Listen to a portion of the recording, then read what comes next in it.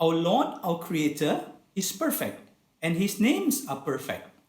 But how does He want us to say His greatest name? He tells us, قُلْ هُوَ اللَّهُ أَحَدٌ. Say, He, Allah, the One. The spelling of His name, as we commonly hear, Alif Lam Lam Ha, transliterated as ALLAH, is incorrect, and saying the name as Allah is also incorrect. Where did we go wrong? Firstly, Alif cannot start any word or kalima, but is only a sign of mad, to lengthen a sound from one count to two counts, or harakat. The actual letter is Hamzah Wasal, represented by the head of the letter Sod on top of the Alif stem. The next letters, Lam, Lam, Alif, Ha. The Alif after the second Lam lengthens the sound La from one harakat to two harakat. So the more accurate spelling is ALLAAH, and the more accurate recitation is Allah.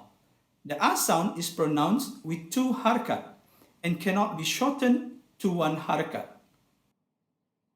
So we must be especially careful when we mention the name of Allah, especially in our prayers, starting with takbir, Allahu Akbar, not Allahu Akbar. And because this is not a Quranic recitation, the A sound can be elongated as desired. For example, Allahu Akbar, but it cannot be shortened to one harakat. The prayer ends not with Assalamu alaikum wa rahmatullah, but Assalamu alaikum wa rahmatullah, with two harakat at the end. And when we do zikr, say Subhanallah, Subhanallah, Alhamdulillah, Alhamdulillah, and start our dua with Allahumma. Now that we know the truth on how Allah wants His name to be called, we must strive to please Allah by correcting ourselves and teaching others, especially the younger generations.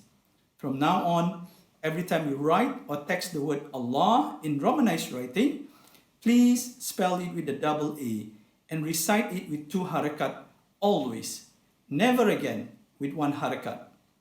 Bismillah, Insha'Allah.